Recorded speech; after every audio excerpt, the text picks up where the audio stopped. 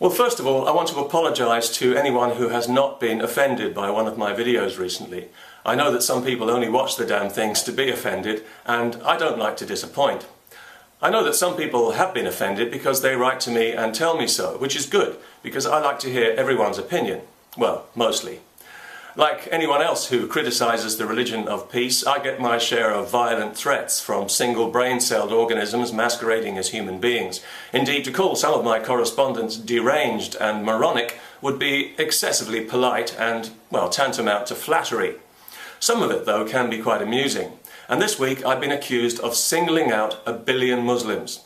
Well, you know, I always say if you're going to single people out, you might as well do it 1 billion at a time, or you'll be there all day. Seriously, if anybody knows how to single out 1 billion Muslims, I'd be interested to hear the technique. It sounds tricky and complicated. If science could find a way to achieve it, imagine where that technology might take us.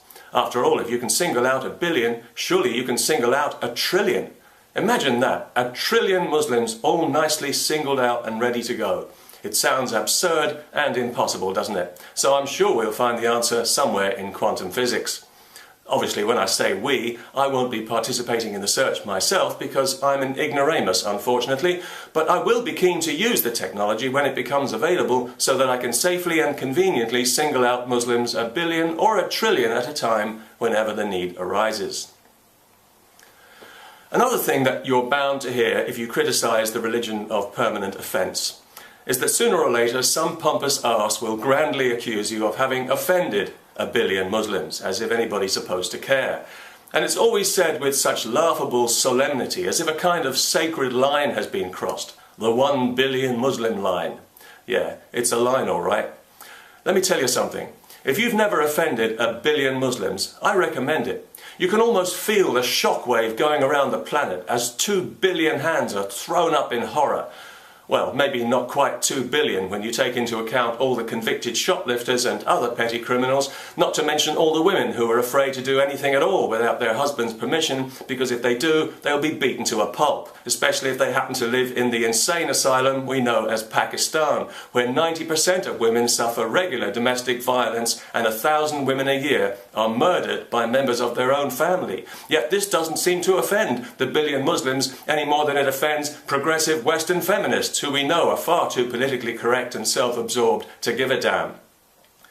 One thing I've noticed is that these 1 billion Muslims only ever seem to get really offended by trivial things like words and pictures, which are usually enough to bring, if not 1 billion, certainly thousands of them into the streets for an orgy of rioting and killing for which we in the West have to take full responsibility and follow up with a round of apologising and appeasing and placating, when really we should be blaming the Jews.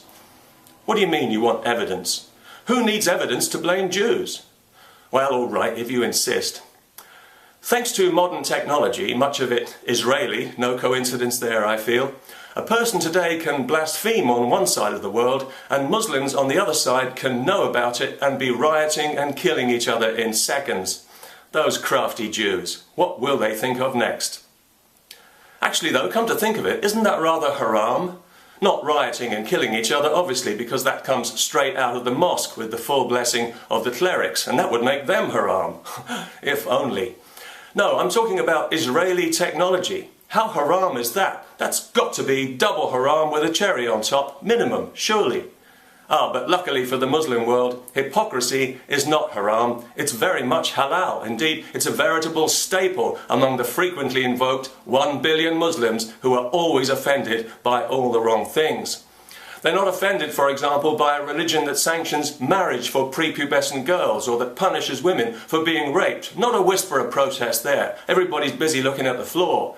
Nor are they offended in the slightest, it seems, by the widespread persecution of gay people or religious minorities throughout the Muslim world.